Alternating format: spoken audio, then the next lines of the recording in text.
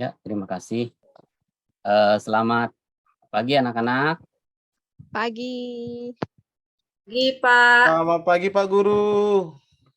Ya, selamat pagi anak-anak hebat. Tetap semangat ya. Tetap semangat Ya, Pak. mengikuti proses pembelajaran pada pagi hari ini. Siap, Pak Guru. Baik, sebelum kita masuk ke materi pelajaran, Bapak akan absen dulu ya. Yang pertama, Bapak absen dulu. Ayu Putu Aryani. Hadir, Pak. Ini Putu Citrawati. Hadir, Pak. Ida Ayu Putu Rianggreni Kusuma Dewi. Hadir, Pak. Imade Dedi Paramarta. Siap hadir, Pak. Putu Pratiwi Suarsa Hadir, Putri. Pak. Niluh Ikayanti. Hadir, Pak. Wayan Wiani. Hadir. Ayu Alit Adiari. Siap, hadir, Pak. Ikade Sudiarta. Hadir, Pak. Ni Made Rukiawati. Hadir, Pak Guru. Ya, bagus. Ternyata anak-anak Bapak ini rajin-rajin semua ya. Sekarang sebelum belajar, mari kita berdoa dulu ya. Bapak minta kepada Wayan Wiani untuk membawakan kita untuk berdoa bersama-sama. Pada anak Wayan, silakan. Pak, kawan-kawan, sebelum belajar kita berdoa terlebih dahulu. Berdoa mulai.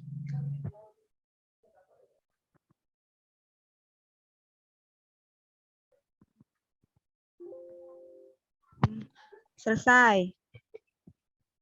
Ya, terima kasih pada Wayan Wiani yang sudah membuat kita untuk berdoa pada kegiatan pembelajaran kita pada pagi hari ini. Jadi untuk diketahui ya anak-anak, kenapa kita harus berdoa? Karena berdoa ini tujuannya adalah untuk supaya pembelajaran kita lancar dan ilmu yang kita dapatkan pada kesempatan hari ini bisa bermanfaat untuk kita semua ya anak-anak. Jadi harus kita ketahui tujuan daripada kegiatan kita dulu. Kemudian selanjutnya Bapak akan membawa kita semua ya untuk bernyanyi dulu biar kita agak semangat, biar lebih lebih rileks. Bapak minta kepada Dedi Paramarta untuk membawakan lagu wajib nasional Halo Halo Bandung. Ya, Halo Halo Bandung biar kita lebih seru dan lebih bersemangat. Silakan Nak Dedi. Boleh diganti lagunya, Pak. Jangan halo-halo Bandung, Pak. Oh ya, silahkan. Yang penting lagu wajib ya, jangan yang lain. Oke. Jangan lagu dangdut atau lagu pop ya. Siap, Pak Guru. Teman-teman yang lain tahu nggak lagu Satu Nusa Satu Bangsa? Tahu. Oke, ayo kita menyanyi sama-sama. Dimulai dari hitungan ketiga. 1, 2, 3, mulai. Satu Nusa, satu bangsa, satu bahasa kita. Pasti jaya untuk selama-lamanya. Indonesia pusaka, Indonesia tercinta, nusa bangsa dan bangsa kita bersama. Oke, Pak Guru sudah. Ya, mantap. Terima kasih, Nah Dedi ya, sudah membawakan kita supaya lebih semangat. Dan tujuannya kita menyanyikan lagu wajib setiap kita belajar pada proses pembelajaran itu adalah supaya menanamkan rasa nasionalisme kita sebagai warga negara Indonesia ya. Kemudian selanjutnya anak-anak, kemarin kita sudah belajar mengenai materi.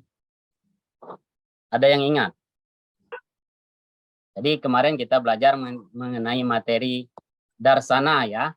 Jadi supaya anak-anak ingat dan harus untuk diketahui dan perlu diingat. Jadi harus dipelajari dan diingat untuk belajar di rumah. Pada pelajaran minggu yang lalu kita sudah melewati pelajarannya itu mengenai darsana, dan pada minggu ini Bapak akan menyampaikan mengenai materi yang lain lagi ya. Tapi jangan anak-anak setelah kita sudah lewat materi yang lain lalu lupa dengan materi yang sudah kita pelajari ya. Ya, Pak Guru. Ya, oke. Selanjutnya bagi anak-anak yang sudah ingat dengan materi-materi yang sudah Bapak sampaikan, jadi perlu diketahui ya materi yang sudah Bapak sampaikan pada minggu yang lalu. Kemudian Bapak akan menyampaikan materi pada kesempatan hari ini.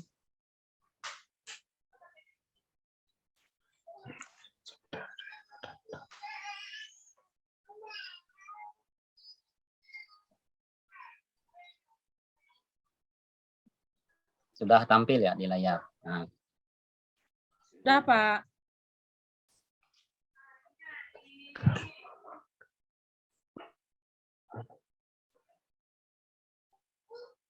Jadi anak-anak perlu diketahui ya, materi kita pada kesempatan hari ini yaitu mengenai catur warna. Tapi sebelumnya Bapak ingin menyampaikan terkait dengan supaya anak-anak lebih semangat untuk mengikuti proses pembelajaran itu.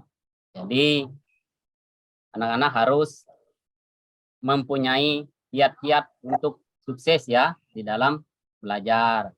Jadi misalnya anak-anak harus rajin belajar supaya bisa mendapat keberhasilan misalnya. Jika Anda rajin, maka Anda akan sukses ya. Jadi harus ada prinsip yang perlu ditanamkan di hati anak-anak supaya nanti anak-anak bisa sukses. Kemudian selanjutnya Bapak akan menyampaikan pelajaran pada hari ini yaitu materi catur warna. Tapi sebelumnya Bapak akan sampaikan dulu beberapa ini ada kompetensi dasar yang perlu anak-anak ketahui.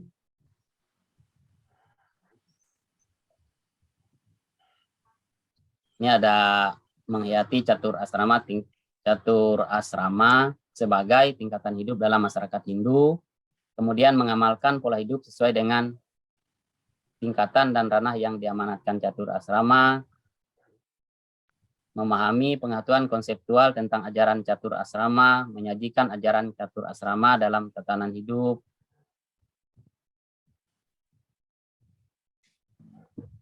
Nah ini TPK yang harus didapatkan atau dicapai ya, anak-anak. Ini ada 4 EPK yang harus dicapai. Jadi di sini ada meyakini, ada percaya diri, kemudian menunjukkan contoh, menjelaskan pengetahuan konseptual tentang catur asrama. Kemudian tujuan pembelajaran yang pertama yaitu meyakinkan, memperjelas ajaran catur asrama sebagai tingkatan hidup dalam masyarakat Hindu. Kemudian yang kedua, percaya diri dalam melatih kedisiplinan sesuai dengan tingkat dan ranah yang diatur dalam catur asrama. Kemudian yang ketiga, menjelaskan dan menyebut mengurutkan pengetahuan konseptual tentang ajaran catur asrama. Yang keempat, menunjukkan, mendesain, menentukan contoh gambar masing-masing bagian catur asrama dalam tatanan hidup.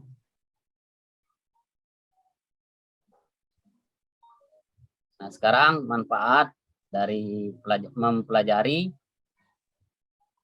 ini adalah setelah mempelajari, siswa bisa mengaplikasikan, bisa mengamalkan, kemudian metode pembelajaran yaitu tanya jawab, penugasan, diskusi, dan presentasi.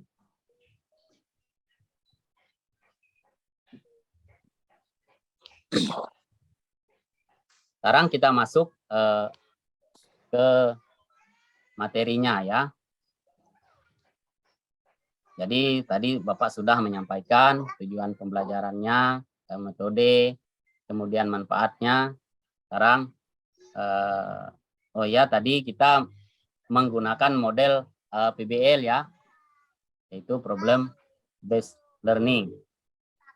Kemudian sekarang Bapak akan menyampaikan di sini sebagian saja ya, karena banyak bahan-bahan yang bisa anak-anak dapatkan tentang catur asrama ini. Jadi begitu banyak bahan yang bisa di browsing di internet terkait dengan materi ini untuk mengembangkan pengetahuan anak-anak semua ya.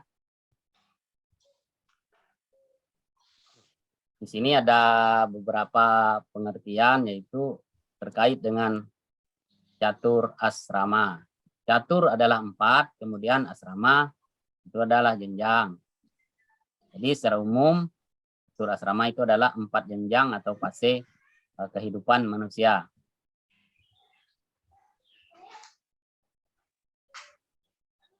Kemudian selanjutnya di sini ada penjelasan tentang catur asrama.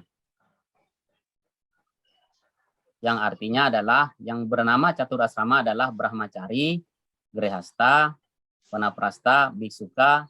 Nah, demikianlah yang disebut dengan catur asrama.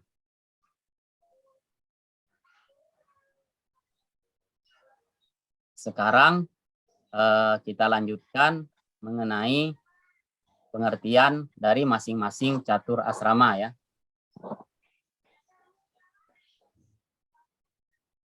Jadi ini pengertiannya. Ada yang bisa bantu Bapak untuk membacakan pengertiannya ini?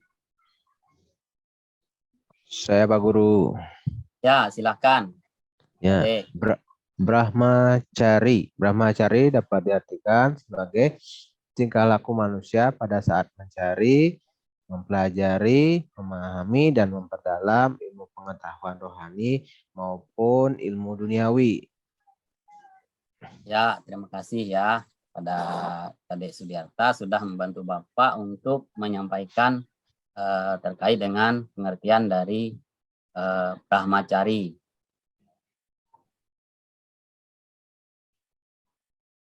Nah, di dalam Brahmacari itu ada lagi bagian-bagiannya. Di sini ada Shukla Brahmacari, ada Sewala, dan Tresna. Ada yang bisa bantu Bapak? Itu bagian brahmacari yang pertama, yaitu Shukla Brahmacari, Pak Guru. Ya, jadi Shukla Brahmacari itu tidak kawin selama hidupnya ya. Jadi tidak kawin itu maksudnya tidak berkeluarga. Ada yang tahu contoh yang tidak berkeluarga di dalam cerita Itihasa ya? Bisma. Bisma Pak Guru. Kok Drona? Bisma Ya. Pak Guru. Bisma ya.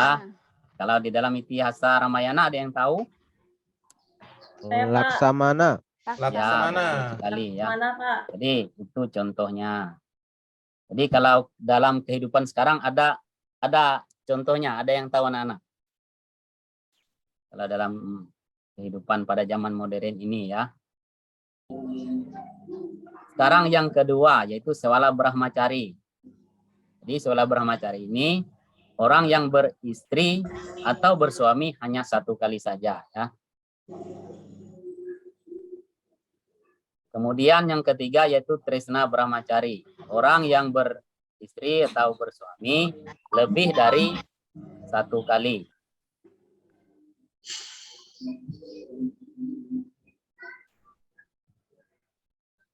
Ini kewajibannya ya, kewajiban seorang brahmacari.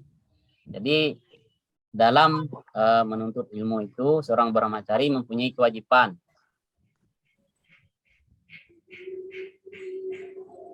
Ada yang bisa bantu Bapak untuk kewajiban brahmacari terhadap seorang guru swadhyaya?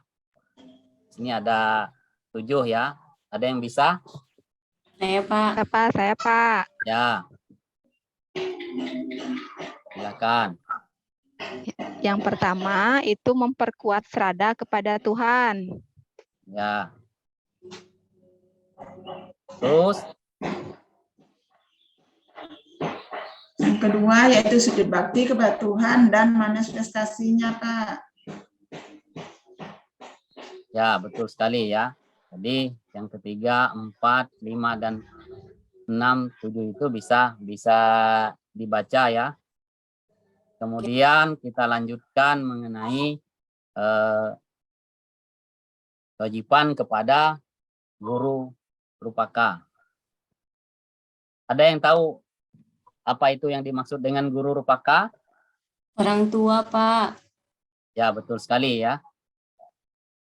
Jika Yanti bisa dibacakan biar teman-temannya bisa dengar apa yang dimaksud dengan guru rupaka dan kewajibannya ini. Ada 4 ya, Kak Yanti.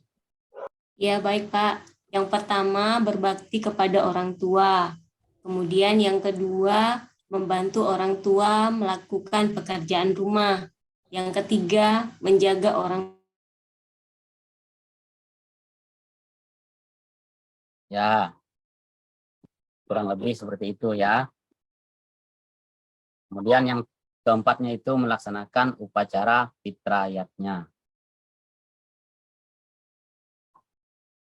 Kemudian kewajiban kepada guru pengajian.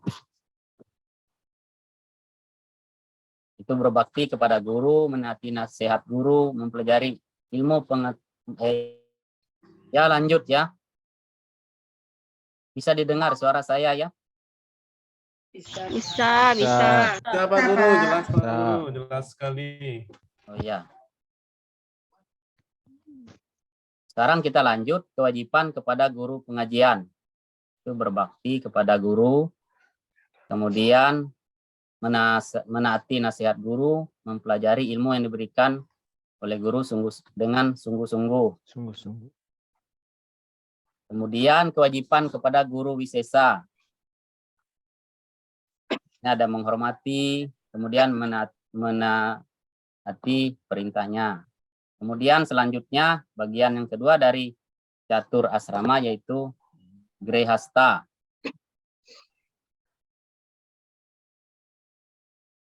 Ada yang bisa bantu Bapak membacakan pengertian dari grehasta? Ya Pak Guru. Ya, silakan.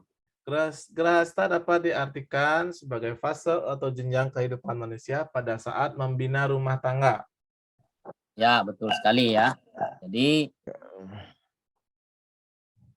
grehasta itu adalah masa membina rumah tangga ya. Rumah tangga. Supaya lengkap dalam hidupnya bagi yang mau membina rumah tangga. Dan di sini tidak meninggalkan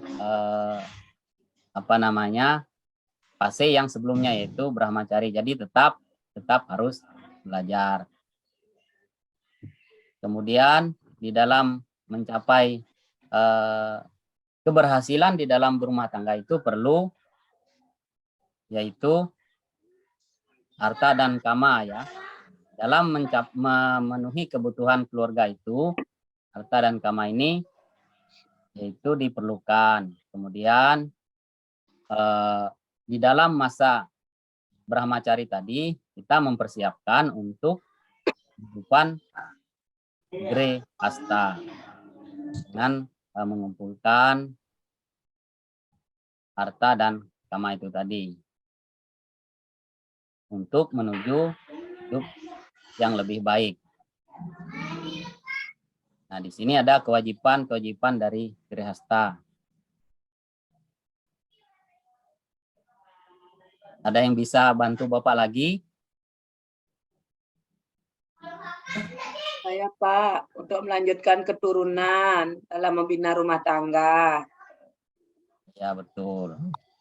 Jadi itu sudah pasti ya, yang namanya Grihasta itu kewajibannya pasti melanjutkan keturunan, membina rumah tangga, dan di dalam masyarakat kemudian melaksanakan pancayatnya. Di sini Wanaprastha yang selanjutnya bagian dari catur asrama tadi, bagian yang ketiga ya. Ada yang bisa bantu Bapak lagi di sini? Ya, saya Pak Guru. Ya, Wanaprastha dapat diartikan yaitu berada dalam hutan, mengasingkan diri, menjauhkan diri dari dunia ramai secara perlahan-lahan untuk melepaskan diri dari ikatan duniawi sekitar atau 60 tahun ke atas. ya betul sekali ya. Jadi untuk menjalankan fase atau jenjang kehidupan Wanaprastha ini minimal jadi dia sudah usianya 60 ke atas ya. Jadi kalau zaman sekarang ini usia pensiun, jadi artinya kita sudah mulai menjauhkan diri dari ikatan duniawi ya. Nah, di sini ada manfaat menjalani kehidupan Wanaprastha. Ada yang bisa bantu Bapak membacakan supaya teman-temannya bisa mendengar dan nggak ngantuk ya. Oke, saya Pak. Ya, silakan Buku Pratiwi. Manfaat menjalani kehidupan Wanaprastha yaitu yang pertama mendapatkan ketenangan rohani. Kedua, melakukan dharma yaitu dharma agama. Yang ketiga, melepaskan segala keterikatan terhadap hal duniawi. Ya, betul sekali ya. Ini manfaatnya menjalani kehidupan Wanaprastha. Kemudian kita lanjutkan ke bagian terakhir dari catur asrama. Ada yang bisa bantu Bapak lagi di bagian terakhir ini, pengertian dari biksuka atau sannyasin? Saya Silakan. Pak, Ya, silakan. biksuka atau sannyasin dapat diartikan sebagai fase ikatan hidup yang telah lepas dari ikatan duniawi yang hanya mengabdikan diri kepada Tuhan. Ya, betul sekali ya. Di sini seorang sannyasin atau yang sudah mencapai fase biksuka ini dia sudah terlepas dari ikatan duniawi. Jadi tidak memikirkan lagi yang namanya keduniawian.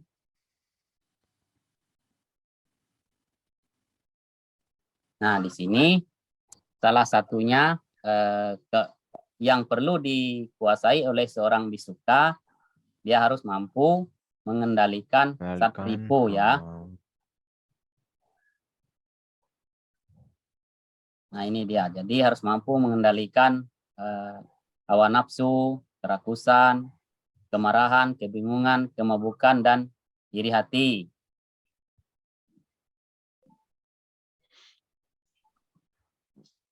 Nah, jadi demikian ya anak-anak materi yang Bapak sampaikan pada kesempatan hari ini. Nah, kemudian selanjutnya untuk lebih memperdalam dari apa yang Bapak sampaikan, Bapak akan menyampaikan yaitu membagikan dalam 4 kelompok ya. Bapak akan buat kelompok, membagikan 4 kelompok.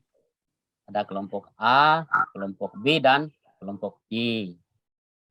Jadi ada dari masing-masing kelompok ini nanti akan mempresentasikan hasil diskusinya ya.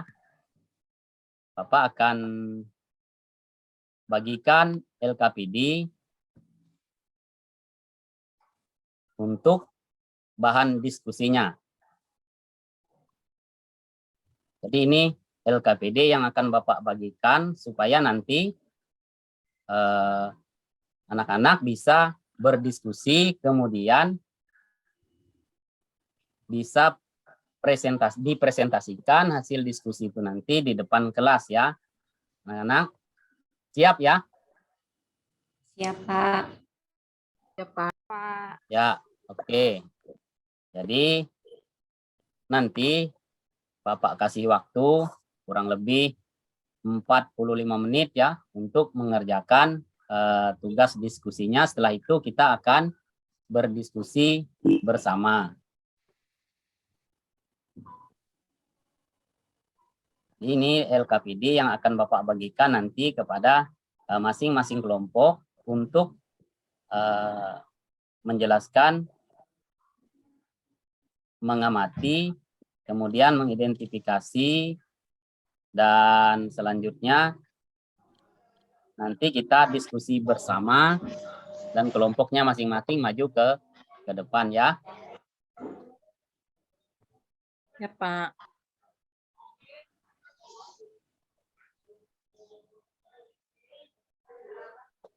Ya, baiklah anak-anak.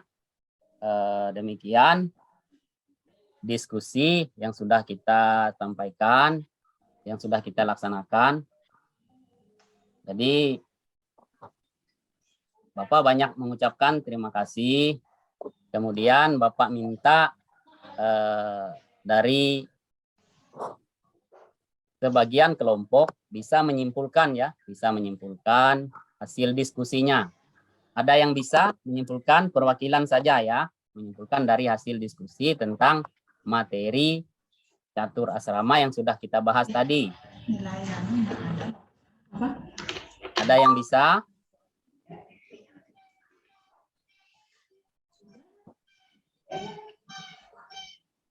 Ada yang bisa ya? Atau? Catur asrama, saya Pak Guru. Ya, silakan, Dedi. Hasil diskusi kelompok kami, catur asrama itu artinya 4 tingkatan kehidupan atau 4 jenjang kehidupan yang dialami oleh manusia. Dimulai dari masanya menuntut ilmu, kemudian dia masuk masa berkeluarga, baru menghasilkan terus apa lagi satu ya, saya lupa ya. Ya, mengasingkan diri. Mengasingkan diri atau saliasin. Ya. Terus yang terakhir Ya. Biksuka. Oke, itu hasilnya Pak Guru. Iya, pintar. Terima kasih, Dedi Pramarta. Ya, demikian anak-anak kesimpulan dari hasil diskusi ya, dari pembelajaran kita hari ini. Jadi yang perlu anak-anak ketahui adalah dalam menjalankan suatu kegiatan, kita semua pasti menginginkan yang namanya hasil. Tetapi yang perlu digarisbawahi, dalam mendapatkan hasil itu kita harus melewati yang namanya proses. Ketika kita menginginkan hasil yang baik, maka kita harus berusaha. Di dalam kita berusaha itu wajib kita melakukan atau melaksanakan yang namanya berdoa ya. Jadi jangan lupa dalam suatu kegiatan kita harus berdoa. Oke, baiklah anak-anak, demikian tadi kegiatan pelajaran kita pada hari ini. Semoga bermanfaat untuk kita semua. Kita tutup kegiatan pembelajaran kita pada hari ini dengan mengucapkan Parama Santi. Om Santi, Santi, Santi Om Sahi. Terima kasih.